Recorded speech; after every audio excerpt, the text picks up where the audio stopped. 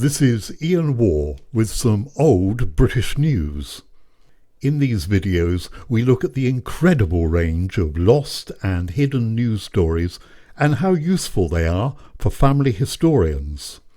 In a few minutes I will show you how I can do a voluntary, free of charge news search.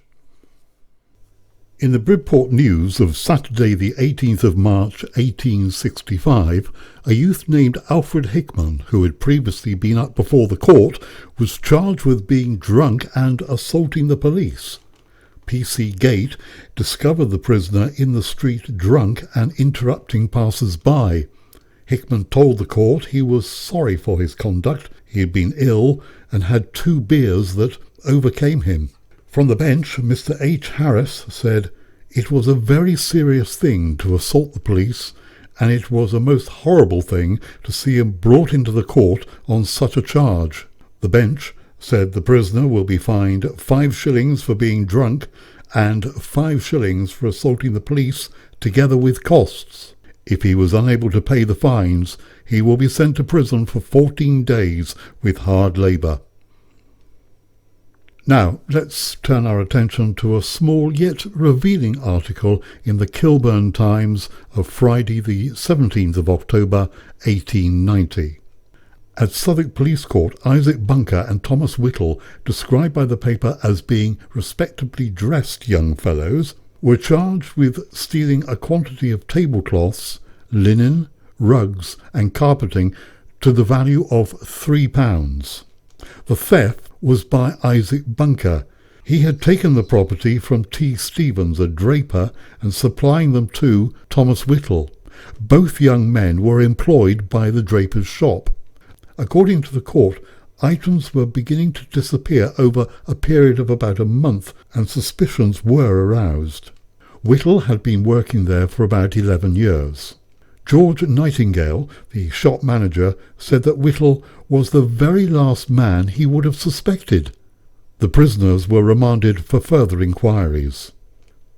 From a research point of view, this small article is of interest to anyone covering the Southwark area, particularly during the late 19th century, as it references the drapery business, those who ran it, as well as the 2 employees, all of whom are located in 1890.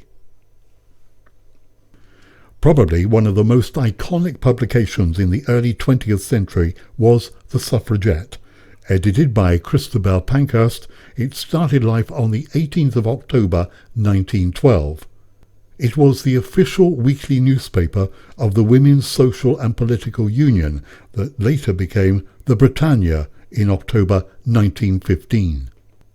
The editorial pulled no punches, blatantly covering every aspect of the Union, including the handling, sentencing, events and campaigning for the rights of women.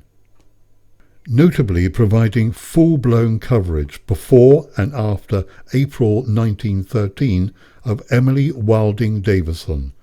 A member of the Women's Social and Political Union, Emily was a militant fighter who was arrested on 9 occasions, went on hunger strike 7 times, and was force-fed on 49 occasions.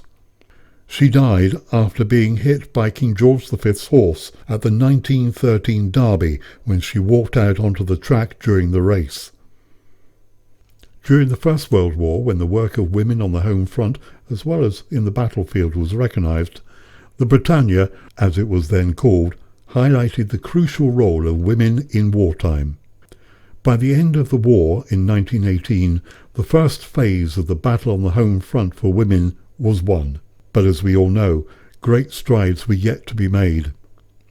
The Suffragette, later the Britannia, was groundbreaking from an editorial point of view and laid the path for more campaigning newspapers to come. As well as the mass of historic information held in their pages, this paper names and dates many of those involved in the movement and, in many ways, it is a vital source for those searching their family history of details of ancestors during this turbulent period. This is Old British News. We're looking at the vast array of news articles in the British press between 1750 and 1950.